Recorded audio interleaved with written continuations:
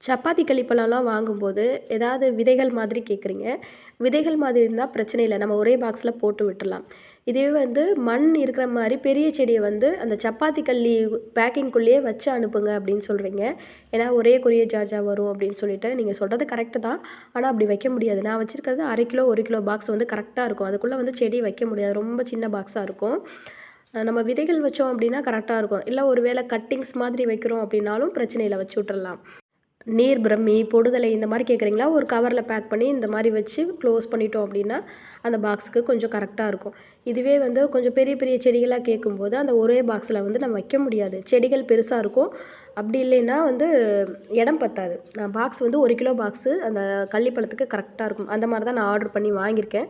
நம்ம பேக்கிங் எப்டி இருக்குன்னு சொன்னீங்கன்னா கொஞ்சம் நல்லாயிருக்கும். ஏன்னா ஆயிலுக்குலாம் நான் இந்த மாரி தான் பேக் பண்ணிட்டுருக்கேன். எந்த லீக்கேஜும் இல்ல. நல்லா தான் போயிட்டுருக்கு. கள்ளிப்பழம், செடி எல்லாத்துக்குமே பேக்கிங் எப்டி இருக்கு?